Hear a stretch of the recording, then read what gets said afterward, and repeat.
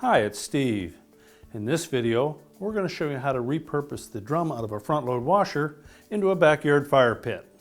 And we'll show you the safest and easiest method to remove that drum from the washer. Now, regardless of the brand, most front load washers are constructed in a similar fashion, so the disassembly procedures will be very similar. Now, we've chosen to begin at the back of the washer, first of all, so that we can remove the brackets that secure the top. And as well, we're going to remove this access panel in the lower portion of the back so that we can access the shaft and motor assembly on this style of washer. Now that we've removed the retaining screws, then we can pull that top back, lift it off, and we'll set it aside. Now, since we're still at the back of the washer, we're going to go ahead and remove this access panel. We'll simply remove the retaining screws for that access panel. You note there are tabs both on the top and the bottom. So we're just going to lift up on that whole panel. We release those tabs on the bottom. We can take that off and set it aside. Now, if the washer that you've chosen is a direct drive version like this, you'll need to remove this rotor that is attached to the shaft. Probably want to use a soft face mallet to get it started.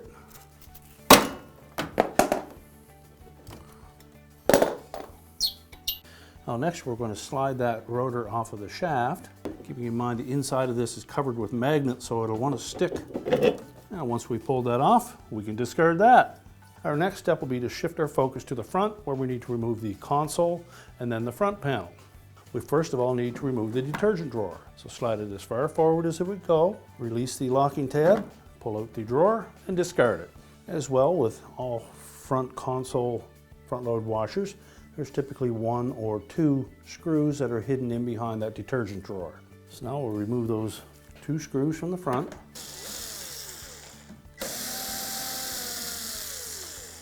Now, typically with this style of front load washer, we'll have a single retaining screw on the back that goes into that plastic console, so you'll need to remove that. And we'll also need to disconnect the wire harness connectors that feed through from our main harness into our console. Now, with those screws removed, we're next going to lift up on the top edge of that control panel to unhook those plastic tabs. Once you've unhooked it from that metal support, you can tilt it forward. We'll pull the harnesses through, and now we're ready to discard that.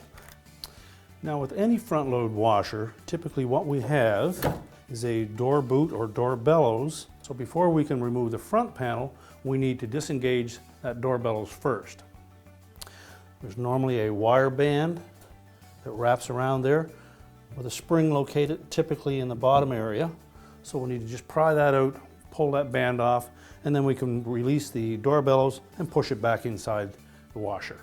Now, with the bellows released, our next step will be to take these two screws out that secure the door lock assembly to the front panel, then we'll push that back into the washer as well. Now, if the style of front load washer that you're working on has this little access door in the bottom, you'll need to open that up, and that will expose the screw that secures this retainer in place. So we'll need to take that out. Then we'll need to flip down this little drain tube so that'll fit through that opening. Then we can just remove the door and the bracket all in one piece. We've exposed a single screw at the bottom that secures that front panel to the support bracket. So we'll need to remove that next. Now, our next step in removing the front panel on this particular model is to remove these retaining screws across the top. Once we've done that, we're just going to set this whole assembly aside. Now that we've removed the front panel, we get a better look at what the construction is of the front load washer. As with all front load washers, we'll have the rear half of the outer tub and the front half joined at a seam, and it could be either bolts or push-on clips. The front half of the outer tub will have the door bellows and typically some counterweights mounted to it. So what we need to do before we separate both halves of those tubs is to disengage anything that is attached to the front portion, such as these hoses, any wire harness that may be attached to that boot, the bolts that secure the counterweight to that tub, and we'll need to remove those. Now on this model we have a heater located in the sump area of the front half of that outer tub. So we'll need to, first of all, disconnect all of the wire harnesses to that. Now with this brand of washer, the front and rear outer tubs are held together with bolts. So our next step will be to remove all of those bolts. Now that we have all of the bolts removed, we mentioned on this style we'll need to remove these shocks. Now they're held in place to the base frame and to the outer tub with this hinge pin. Now the pin has a couple of locking tabs on it, so we need to compress those locking tabs and then we can just pull that pin out. On the left side we're going to demonstrate removing the top pin. Again, we're going to use our socket and pull it out. Now we're almost completed here. This particular model has a wire harness that is attached to the top of the front outer tub, so we need to remove that. Now the only thing that is connecting the front and rear halves of that outer tub now are the suspension springs. You can see where they hook through a hole in both the back and front tabs. So what we're going to need to do is to remove that spring. And then just lower that down. Now what we suggest before you attempt to do the opposite side is to separate the two halves of the tub at this point, hook the spring into the back, and then hang it back up again. Now on the left-hand side of the cabinet, of course we have some other devices in the way here. Now you can choose to remove the screws, lift that assembly out of the way, remove the detergent box if required, but we'll find that if you just pop that cover off,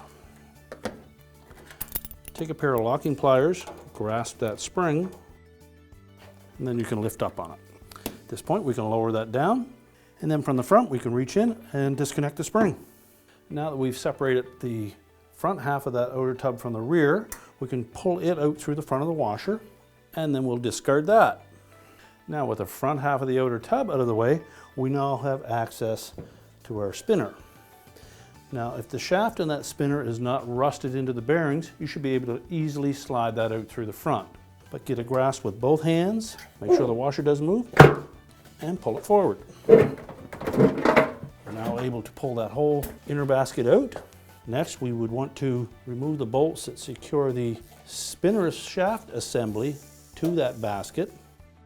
Now once we've removed all those bolts, we can simply lift that shaft or spider assembly off and we'll discard that. Now with the spinner assembly out of the way, we're next going to flip this over. Now this particular brand of washer does have a plastic balance ring around the perimeter of that wash basket. It's held in place with some screws, so we're simply going to remove those and get rid of that plastic. Now with all of those screws removed, we're just going to pop that off and we'll set that aside. Now the only thing remaining is the baffles inside of the drum. This particular one uses a single screw, so we're just going to remove that. Now with the screw removed, we next need to slide that baffle up till it lines up with these 4 keyhole slots. We can lift it off and then we'll discard that as well. Now we've showed you a typical procedure for removing the inner basket out of a front load washer. Now not all models will be the same, but the procedure will be very similar for most. Now that we have it out, we're all set to cut down the neighbor's tree, chunk it up into firewood, and we're going to have a fire. Well, we scouted around the backyard. This looks like a pretty good spot to put this. Got a couple of patio stones underneath it to protect the grass. Now we're going to go find some wood and start a fire.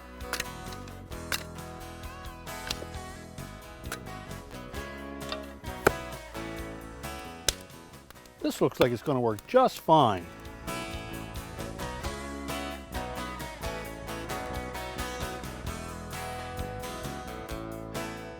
Thank you so much for watching this video, and good luck building your own fire pit.